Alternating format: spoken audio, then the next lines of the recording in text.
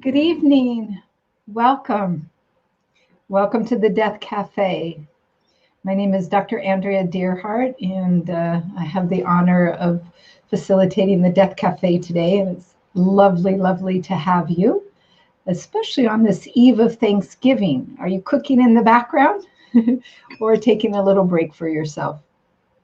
I'm very thrilled to be here and glad you are with me.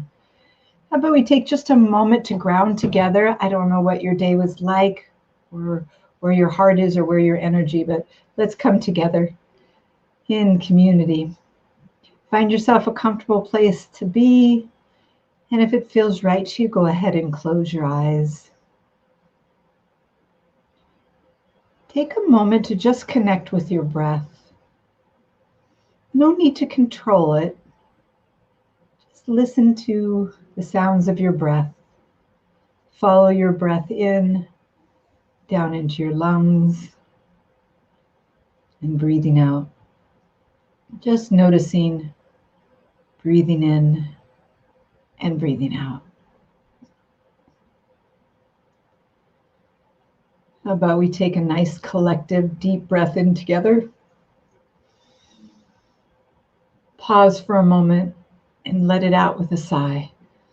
It's always so refreshing. Let's try that one more time together. Nice in breath in. Pause and let an exhale out with a sigh. Beautiful. Take a moment to just be. Gently and deliberately direct your awareness to your body, sensations. Start with your feet. Work your way up your legs, into your torso, to the center of your body. Moving up through your heart center, to your chest and your head. And just take notice of the sensory impressions of the airflow that you feel moving through your body. Any lightening or heaviness you're feeling in various areas of your body. Any sounds you're connecting to. And let all the sounds take you deeper within. Maybe you can feel different temperature changes in your body. Different textures. All is welcome with your noticing eye. I encourage you to take a gentle and accepting, non-judgmental, and grateful atmosphere within yourself. May you stay open to the roots of the unexamined assumptions and beliefs that you may have, remaining open to the possibilities in healing and in life. And when you feel right, allow your eyelids to gently open and let's come back together.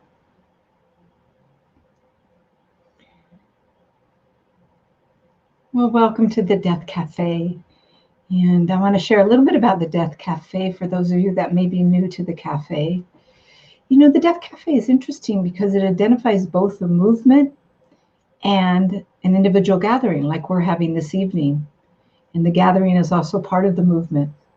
The movement began in Switzerland in about 2004, where a beautiful a gentleman from Switzerland, Bernard Kreitz, held the first Café Mortel, is what it was called. And then in 2011, a British web designer started to open cafes and was very called to start a website and sharing these beautiful opportunities for people to come together. There's way over 5,000 cafes now in over 71 different countries. One of the things that's so special about the Death Café, it's open to all, and it's a nonprofit basis. And the idea is to create an atmosphere that's peaceful, accepting, and a confidential space with no intention of leading people to any type of conclusions, any products, or course of action. If we were meeting in person, we'd have some wonderful nutrients, some treats, and some tea. So I hope you have yourself a nice cup of tea to warm you as we go through this time together. The overall objective of the Death Cafe is to increase awareness of death in a view to help people make the most of their infinite life. People choose to partake in the Death Cafe for so many different reasons. I've had the honor of facilitating them for the last 8 years, and people from all walks of life, from all over the country, the world, different needs, come together. The Death Cafe has obviously filled the need that we have out there, and that some people in our society and elsewhere are willing to come together and talk openly about death-related subjects. I think the most special thing about the cafe is that we share a collective voice in the cafe, and hearing people deliberate and process over things we think about brings us closer together, as well as validates our potential opportunity for learning and growing and deepening. And that's one of the most thrilling aspects of the Death Cafe to me. The cafes are not intended to be a group support or a grief support group, a lecture, or anything educational from a teaching standpoint, and no promotion in any way. The Death Cafe is really a discussion group, an open one where I sure hope you feel safe and you feel heard, which I want to encourage you in the comment box to share with me, one, where you're from, and if you have any questions or any comments that you'd like us to discuss tonight. The cafe is really for you. I'm here to just facilitate it and share. And just a little background why I chose to facilitate the Death Cafe is I'm the founder of a nonprofit organization called the HeartWay. And we support those nearing the end of life, their loved ones, and their caregivers before, after, and during death. We provide educational programs and advocacy and counseling and end-of-life care for those nearing the end of life and their families, and to support people afterwards in their grief process. So I welcome you now. I'm just thrilled you're here. I welcome you now to share a little bit about what brought you here, any questions or comments. And my favorite question to open up with is, what's on your mind? You came to a Death Cafe for a reason, to explore, to hear, to share, and sure love to know. We got somebody here from Boston. Welcome, Mary Elizabeth. It's lovely to have you and participate in the Death Cafe. So let me know what's on your mind, and I'd love to talk about what's flowing through you. Well, we're kind of processing a little bit. I had something that came through me with a client earlier this week, and it was an interesting question. I'm wondering if it's something that you think about, and it was really about caregiving. This beautiful gentleman is caregiving for a housemate that he has, and he was feeling kind of alone and looking for resources to support him. I don't know if this was his first time being a caregiver, but caregiving is an incredibly beautiful, selfless job or role that we do in our lives. And it can take our breath away. It can be very exhausting. So personally, being a caregiver for many of my loved ones through the years as they have died, I really get that firsthand. What's so interesting is the definition of a caregiver is giving up of self. To be a compassionate, present, giving caregiver, we have to give up ourself to do that. And if we give so much away and so much away and so much away, you can imagine how depleting that is. And I am sure some of you out there also feel that experience when you're caregiving. Sometimes selflessness doesn't always serve the person that's giving. There's always love coming back. There's always compassion coming back. But if we empty our tanks, we don't have a real good opportunity to be present. There are many, many caregiver resources out there, and I think I just want to list a few that might be very, very helpful for you. Let me call them tools that you can use. And I can even expand the concept of caregiving, of not just caring for someone that's dying. Maybe that means caregiving for someone that's elderly or in need of support. Maybe that's caregiving for our children. Maybe that's caregiving for our loved ones. Maybe your job is caregiving. All of these aspects are profoundly beautiful, and also giving up of self. So the first thing that I would encourage someone to do is to recognize the depth of this offering and put a good support system in place. Support system might mean to you somebody that you can talk to when you're feeling overwhelmed. Maybe it's somebody on a medical team when you have medical questions or concerns about health issues with your loved ones. 3, there's lots of support groups out there for caregivers and caregiver organizations that are present and those walking the road with you. I think most important is finding the support, whether that's in needs of an individual or a support group, as well as others that might give you a break or a relief. And then bring in personal practices of healing, taking care of yourself, making sure you do get some rest, filling your body with good nutrients, moving and getting exercise, loving yourself as well. I personally think caregiving is one of the greatest honors in this life. And it also takes so much, but we learn so much. I know you know that expression, when you give, you receive. I like to add a little quote to that the scent of the rose stays with the person that gives it. So I hope that's a little helpful information around that, and want to hear a little more from you on that. Welcome, Kathy. I just want to go back to our board and read some of the things you're putting in there. You just finished your Death Doula certification. Congratulations. And you've wanted to attend the group for a long time. Love to hear if there's anything in your mind, any thoughts or questions. And you will be entering, or already entering, a service industry where you will be a caregiver. And the sentiments that I shared are just as crucial for those that are a professional caregiver as well as a loved one caregiver.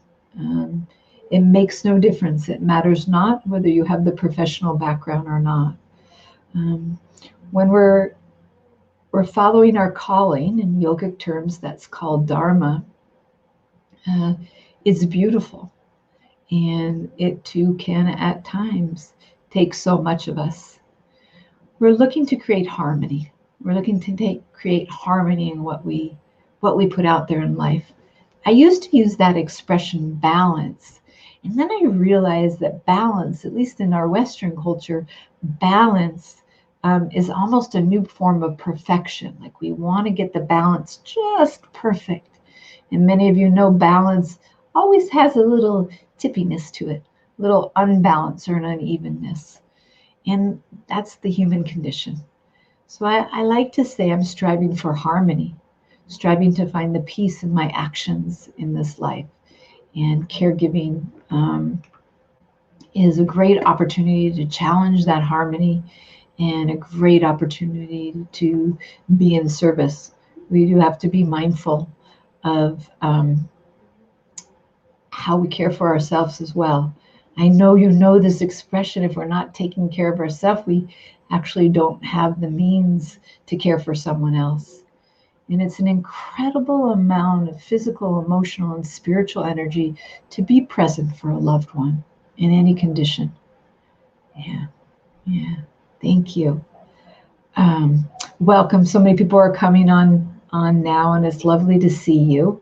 I have a comment from Kathy. She said, I'm in Washington, D.C., caregived for my aunt for 8 years as she was living with Alzheimer's here in my home.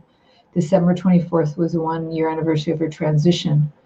My brother was November 20th last week, 1 year, and my former husband 2 years ago, week December 3rd.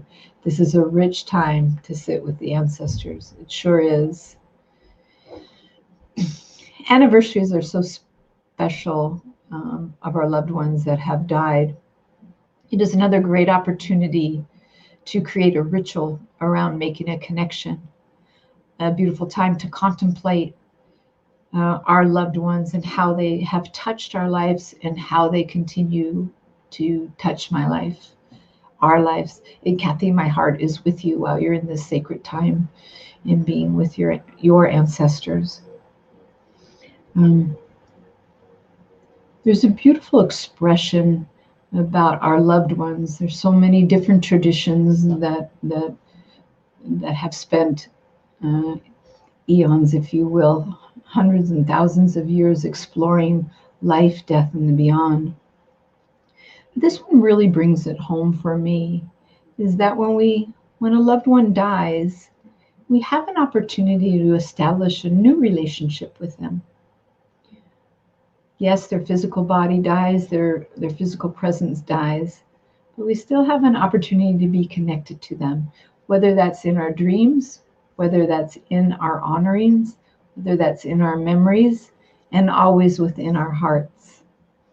I also experienced that love never dies. It transforms, but I never experienced that it dies. So rituals that you set up for yourself, honoring your loved ones, is a beautiful way to bring them close to your heart. I'll share a little personal tidbit on the anniversary of my loved ones that died. And I have a day that I just honor all my clients that have also died. But I write them a love letter. And I write them a letter sharing where I am in my life, how they are, what they mean to me, any questions I might have. Sometimes they actually answer in my heart. It's a way of feeling connected. And it's a way that they live on in my memory. They live on in my heart and in your heart too. I had a client say one time to me, my husband died and I miss his physical presence, but I have a new relationship with him. That also really, really sunk. A new relationship. Something that doesn't end. Something that transforms. Something that transitions. Yeah. Another comment by Mary Elizabeth, and welcome.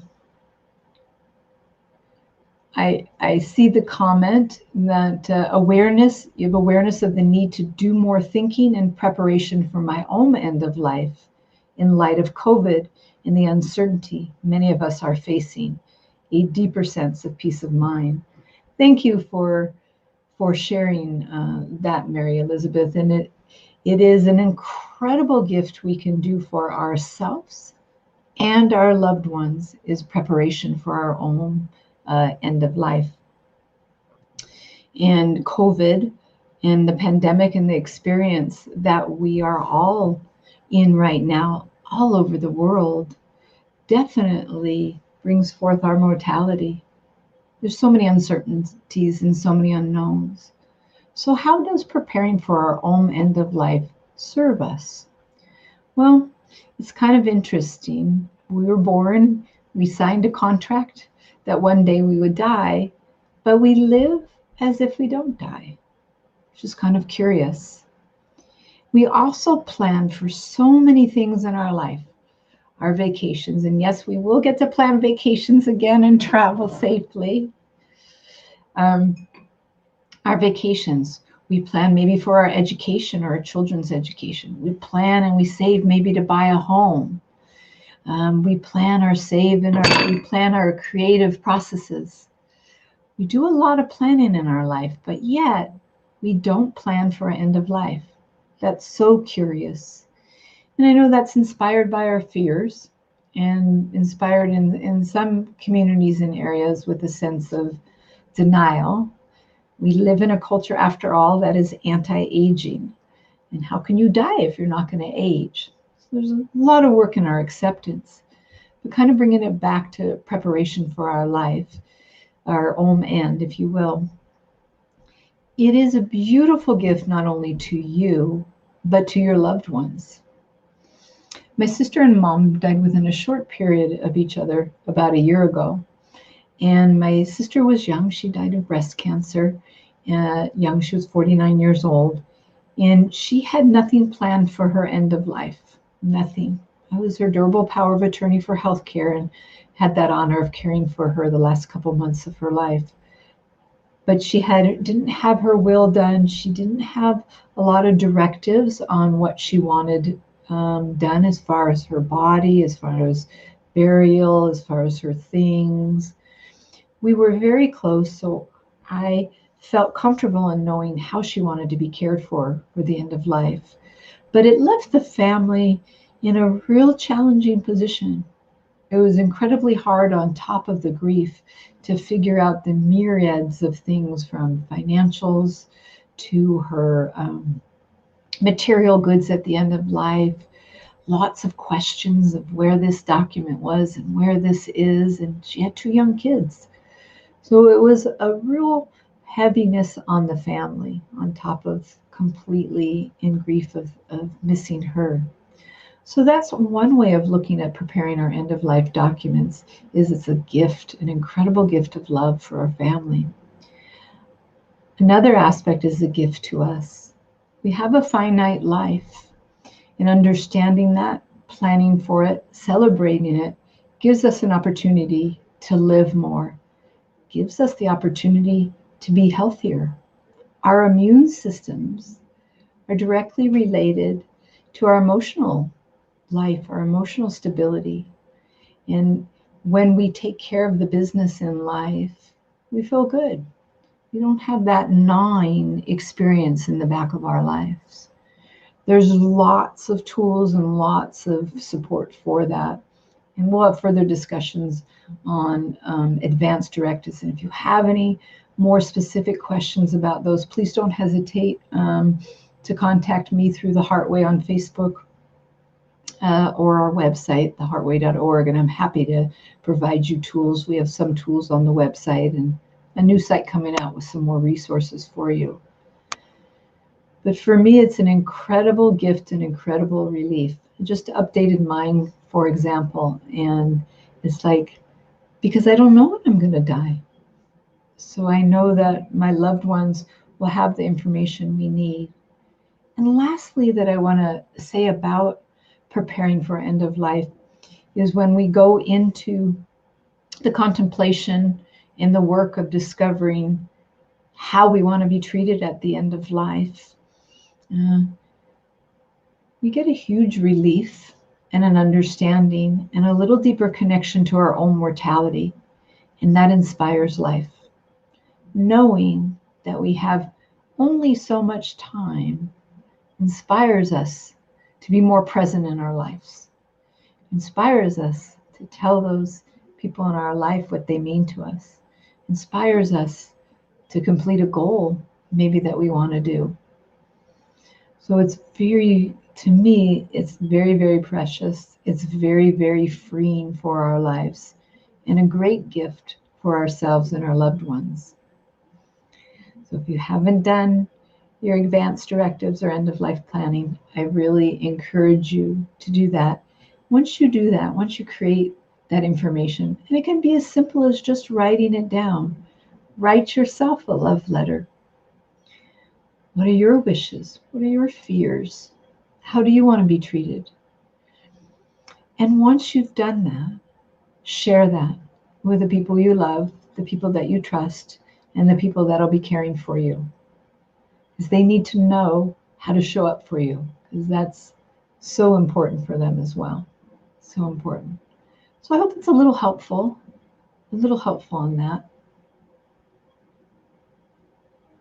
Another comment from Mary Elizabeth is, I work in the field of authentic voice, and I'm curious about how my work might be of service in this content.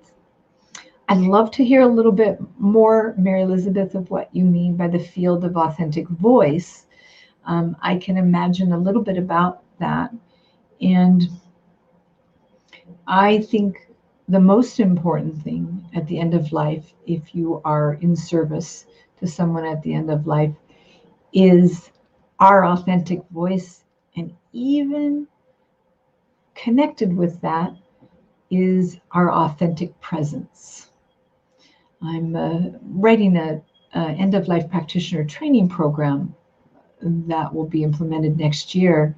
And that's one of the most important aspects of the training, besides the mythology and the history and the laws and the clinical skills, is how to show up authentically, how to hold space, how to be present, how to hold sacred space. And that, my friends, is deep personal work. It's getting to know thyself, getting to know thyself in how we show up for others in the world, and how to get out of the way of what might be moving through us to be a container and a vessel for those in need. So authentic voice is, I think, highly critical all through life, and especially at the end of life. At the end of life, those that are dying really can only be authentic. Because in this journey of letting go, in this journey of leaving this life, we start to shift our consciousness. We start to move out of the egoic consciousness that you and I are interacting on at this particular time. And we start to drop into our hearts, we start to drop into our souls, and we start to connect with the energy bodies within us and beyond. If you've ever been around someone at the end of life, you start to feel them kind of moving away. And for families, that's very hard because you start to see that they're leaving. And it's actually a great gift when we have that opportunity, because you can see the moving and the leaving away. But there's not the energy to hold up the mask anymore in life that we sometimes have, maybe in our work as a teacher, when we're communicating with others. Sometimes we have a persona, and at the end of life, there is no energy or fortitude to hold that persona up.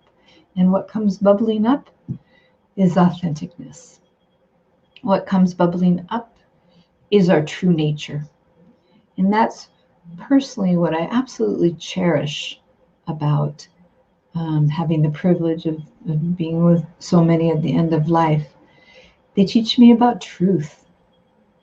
They teach me about the messy, awkward, fumbly, and precious existence that we are.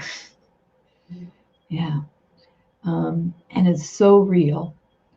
And in that realness is the most deepest, compassionate intimacy that I experience in no other place in my life. It's really pureness. I'm fumbling with words, forgive me, because it truly is beyond words. And that's where we start to move at the end of life, is beyond words. I often hear someone say to me, well, how do I know a loved one can hear me? They're not speaking anymore. They don't feel like they're present in the room. And hearing is the last sense that actually leaves us. And you have all heard of people with near-death experiences that have shared that when they came back, they heard everything that was in the room, even though those in the room couldn't tell that they were even present.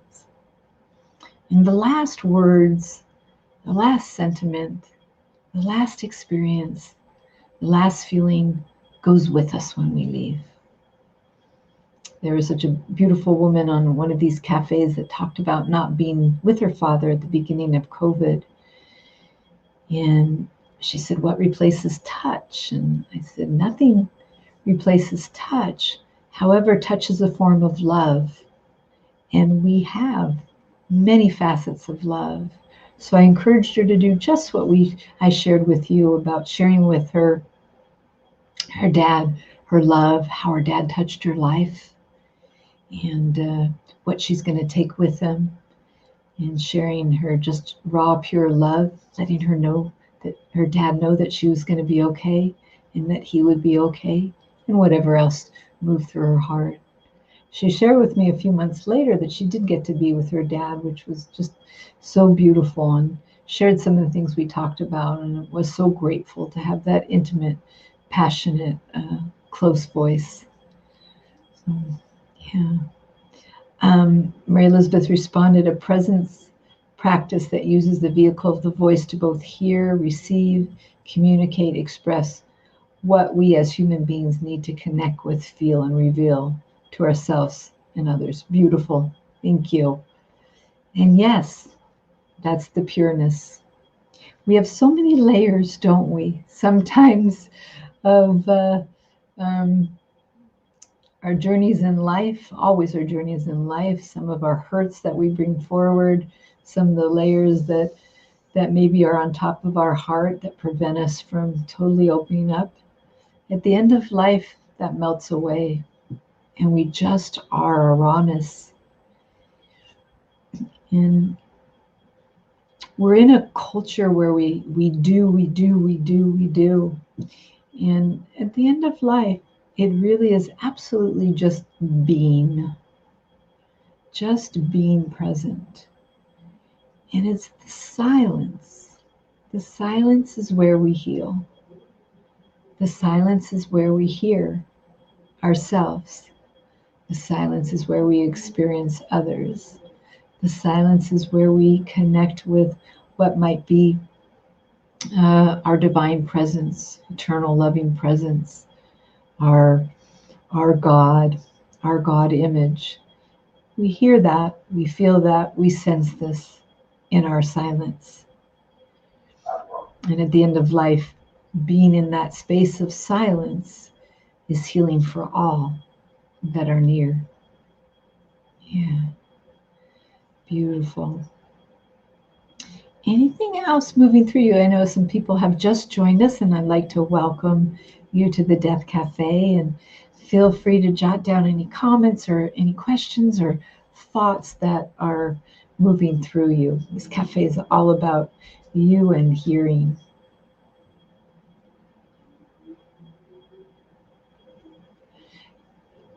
Kathy says, as you say these words, I'm in Auntie's room, which is now my meditation yoga space, and I feel her energy. Beautiful. May her love continue to be present in your heart and soul. It's a beautiful feeling to connect in whatever means feels right to you with those loved ones that have died, as well as those of us here. We're in such an awkward time in our history, aren't we, with COVID and the separation. And I would be remiss if I didn't honor the eve of Thanksgiving tonight, knowing that many of us aren't going to be able to be with our loved ones in person. I'm so grateful for this technology that allows us to connect even virtually. And working with clients all over the world now, it's very beautiful to have a session on Zoom, for goodness sake. Now, it's not the same as we talked about, but there still is an opportunity of connection. There's an opportunity to feel love. There's an opportunity to heal. And there's an opportunity to feel. And I'm very, very grateful for that. So I want to send my love out to all of you that are missing your loved ones tonight and over the weekend. Whether they've died or whether they're present in your life and you can't be with them, my heart is with you. And I encourage you to spend some time connecting with them in any means that you can, to allow that love to penetrate and serve you in life. I say this often, at the end of life, all that truly matters is love. It's all that matters. How we loved, who we loved, how we experienced love. And I believe, and I'm not alone on this, that love carries forth beyond this veil and stays with us. Yeah. Thank you. So my heart is with you, and may you find the path to beauty and peace and sweetness tomorrow as you celebrate your gratitudes in this life, even with all that's moving through us. Here it is with you.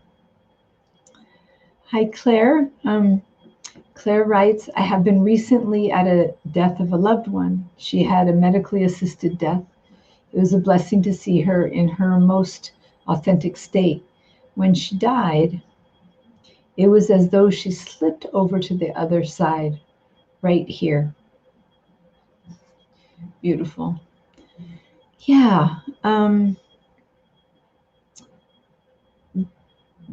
Death feels and looks a little differently with those that transition. I love that expression you said, Claire, about she slipped over to the other side. Sometimes the moment of death is like a little wind just passing through. Sometimes there's a loud and big energy that happens at the end of life. There's always a calm after someone dies. There's always an incredible sensation of awe. Often the face looks so different. Working with all ages in my work, but I'm thinking right now of our beautiful elders with all their wrinkles, and after they die, their wrinkles go away. The stress off the body goes away. That's part of why I think, this may not be such a bad thing, this transition in life. And I'm glad you had that experience of being with a loved one. And medically assisted death is an interesting phenomenon, an interesting path that we now have in the state of California and several other states and some other countries across the world. And it's a big one to navigate. But the medically assisted deaths can be very peaceful. The cocktails that they make, there's a tranquilizer that puts somebody in a beautiful state of sleep, and then the drugs that help to shut the organs down and end life. I have had a medically assisted death not go well, sadly, and that was interesting. But my client was allergic to one of the drugs, and he started vomiting the medications out, and he didn't die. And it was a real painful week for the family to go through that process after making a powerful decision to end life peacefully. So it's a huge topic that I look forward to talking more about, and encourage you all to look inside and see what that means to you. I had one person in a philosophy class I was teaching, and we were talking about medically assisted death, and he was actually from the Catholic diocese, and his comment was why people, according to the church, need to have a natural death. And then I asked, and I encourage you to explore this too, what is a natural death? Is a natural death being hooked up to a ventilator? Is a natural death being on feeding tube? Is a natural death being on medications? I don't know. I am absolutely not judging here, but it's something to explore. What is a natural death? And we probably all have a little different meaning on it. And the most important is what you call forward in your heart and you share with your loved ones. The other interesting thing is we may not know how we feel about this till we're there. I had my loved mom say to me before she died, I don't know how to do this. And I said, I have to be honest, nobody does. We've only done this once. We only will do this once in this life. So you always have the right to change your mind. Working with people and helping them do their advanced directives and end of life preparation, it's a little scary because you're writing some really profound and meaningful and important aspects of your life that you want someone to know and care for you. But you can change your mind. In fact, I encourage people on their birthday to relook at your advance directives to make sure they're still aligned with you. I had my mom do this years ago, and I was 35 years old, and I was pregnant with my daughter, and she still had my great aunt as my caregiver, and she actually had died. That had been how long since she had touched her advance directives and will. And she said to me, I did it, and I was the executor, and I said, help me understand what your wishes are, Mom, so I can make sure that I'm there for you when you need it. And she says, I don't want life support. I don't want any of that ventilation stuff. I just want to die peacefully. And then she paused. And I said, Mom, we're on the telephone. Mom, well, don't pull the plug too fast if you think there's a cure coming down. So I said, well, Mom, I think we need to talk about this a little bit more. So it's okay to change your mind. This gives you a foundation and a base to start building upon where you are in this moment. Take a peek at it next year on your birthday. Give yourself a birthday present. Yep, this still feels right, or no, I feel a little differently now. And should we be diagnosed with a terminal illness, or no, we're going to die for some reason, we also might feel differently. You won't know till you're in the moment. But the planning really helps in getting a deeper understanding and a connection.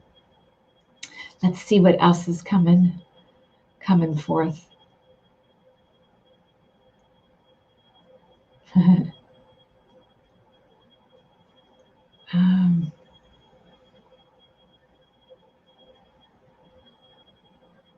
Anything else moving through you?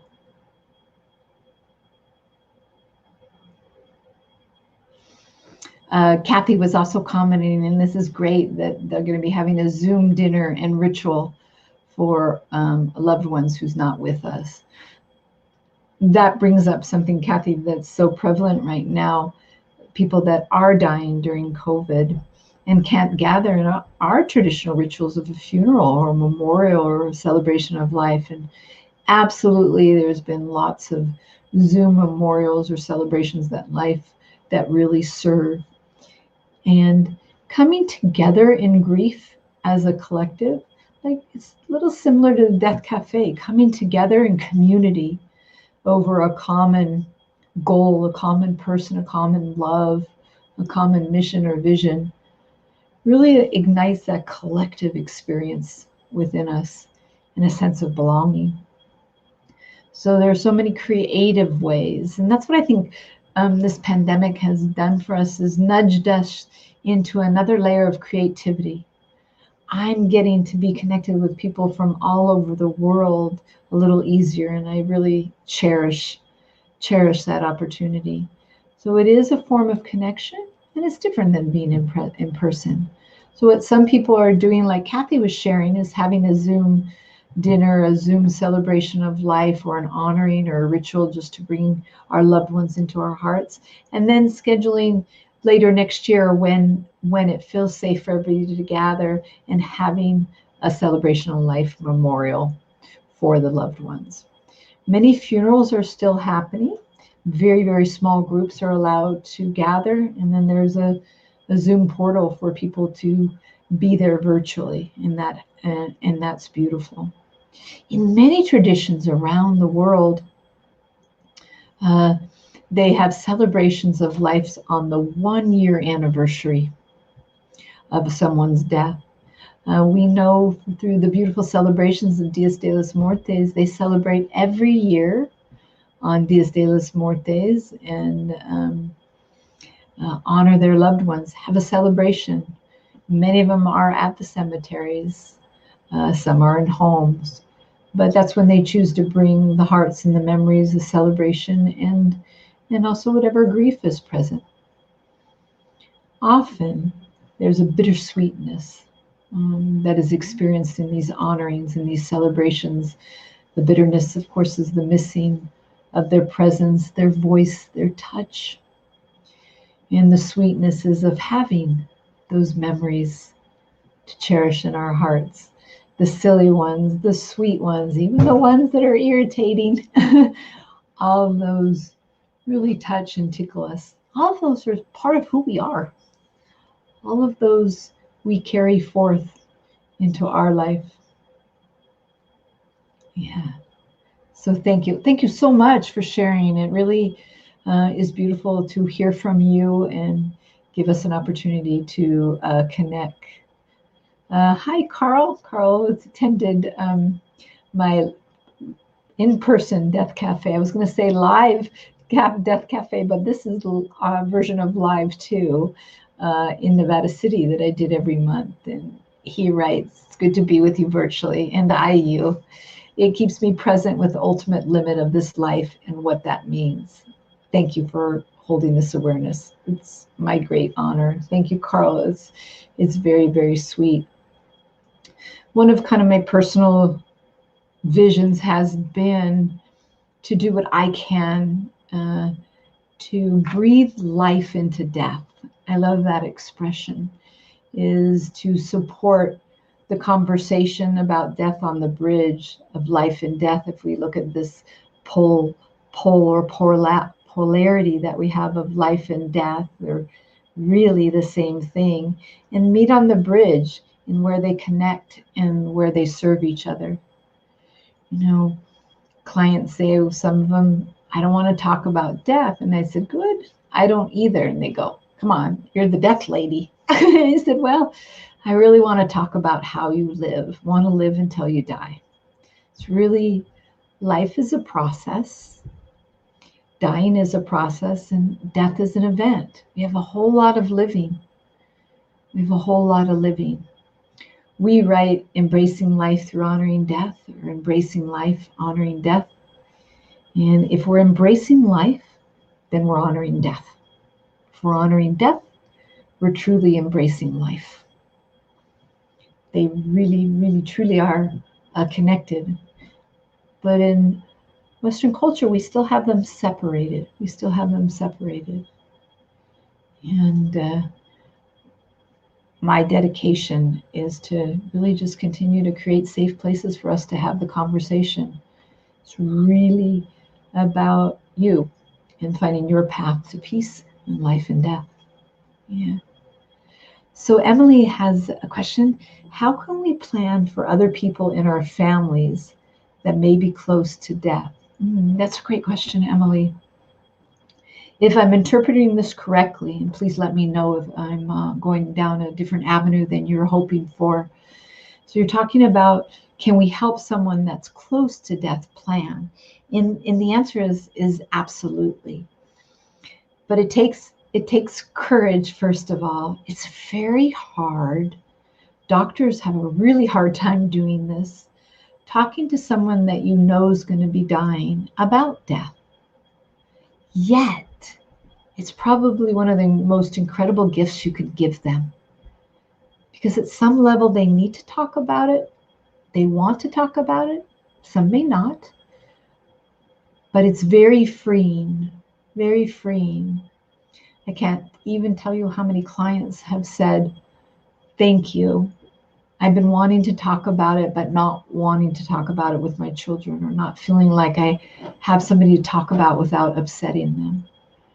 So the first thing that I would do is sit down with them, have a cuppa, and ask them what their wishes are, and if it's okay to talk about it now. You also have tons of resources out there. We're happy to support Emily if you've got some specific questions. You can work with an end-of-life practitioner and a death doula that can support you on that. And there's other resources out there. But I think it's really about taking that time and breath just to see where they're at and what's important to them. And to share your heart. You're wanting to be of service. You're wanting to help them to make sure that they get their wishes known. If we don't know what our loved ones' wishes are, then we might not be able to help them at the end of life. We do our best. But I always want to know so I can serve at the highest capacity ever. So I hope that's helpful, Emily. If there's another aspect you'd like to hear about helping people prepare. And one other thing that came to mind as I was speaking then was there's lots of avenues for helping someone prepare for death. We have the physical, practical, where they want to be, who they want to be around them, medications, that care for their being. And then you also have all the material goods in their life. Where is that going to go? How do they want to plan for that? And burial. How do they want to be buried? How do they want to be treated? Where do they want to be? Finding out what is important to bring their life to a precious end. How can they feel good about completing this life? What are the things they need? So I hope that's a little helpful. Good. And we said yes. Thank you, Emily. Don't hesitate if you have some more questions. It's a big topic, but a beautiful one and worth going down the rabbit hole in my heart. So Clara writes, my beloved sister died and her husband made it very difficult for her family to have open access to her to communicate with. Being I lived in another country, it made it so hard. Can you speak into how protective and controlling the gatekeepers can be, and how to grieve with her after she has died? Thank you, Claire. That's a beautiful question. And it's not always a cup of tea. When a loved one dies, sometimes our partners or other family members, they're in fear, they're out of control. And sometimes aspects come up that are very uncomfortable for others. So, and I'm very sorry that created a challenge for you. We got to work with what we have and what we're presented. The blessing is we have lots of means to say goodbye. We have lots of means to grieve, and we have lots of means for forgiveness. Oh, and I might add one more word in there, and that's compassion. And some things are just out of our control. So your question is, how can you speak to the protective and controlling of the gatekeepers can get, and how to grieve afterwards? So the gatekeepers are trying to be protective. And in those situations, sometimes there's an opportunity at the moment. Obviously, this is past for you, but to get additional help in for that caregiver. Often the caregiver or gatekeeper, as you beautifully said, is scared. Often they're exhausted. Often they're protective and not quite knowing how to manage their loved ones. So there's lots of support if someone's on hospice. They have social workers. The end-of-life practitioner is trained to support families in this situation. And that might create an opening for access. If you don't have an access to a loved one that's died, how do you grieve after? This is my most sacred tool that I use. And the bottom line is, trite as this sounds, and please forgive me, how do you grieve? You just do it. You allow yourself the space to grieve. You allow yourself the space to cry. You allow yourself the space to be uncomfortable. And when needed, get those loving presences to hold your hand and walk through with you. This is my most favorite tool that I use when someone's died, if I can't be with them, or even if I can, but it helps me process my grief. And I write them a love letter, and then I create a ritual. So I write a letter to the person that's died, and I share all that's moving through you. How difficult it was not to be with them, how much you love them, maybe anger at her husband, whatever is moving through you. No censorship, spelling doesn't count, or grammar. You just write your heart. And then find a ritual that feels right. I live near the woods, and I often go out on a trek to this beautiful bridge and creek. And I have this little cozy spot. I bring some icons that are important to me. I bring my letter. I bring a candle. I spend some time in meditation and connection with nature, the birds, the bees, the water, the sounds, the sky. And I read my letter out loud, even though nobody's there. I read my letter to my loved one. I usually weep like a baby as I do this. And then I let it go. Sometimes I have to do a few letters. For me, it's been one of the most healing paths for me when I have a complicated grief situation. And it's also a way I feel close to them. If I need to ask forgiveness, I do. If I need to give forgiveness, I do. It's a beautiful, beautiful tool. I hope you can find that helpful. These times in our life, as difficult as they are teachers, are guideposts for us. They allow us to love more. They allow us to be present in our life. It brings meaning to our life. When I say death inspires life, I mean death brings meaning to our lives. It inspires us. Thank you, Claire, for sharing that. I hope that was a little helpful, and my heart is with you. I see we only have about 3.5 more minutes for our time together. I just want to check in to see if there's any last thing that might be moving through you. Oh, good, Claire. Thank you for acknowledging.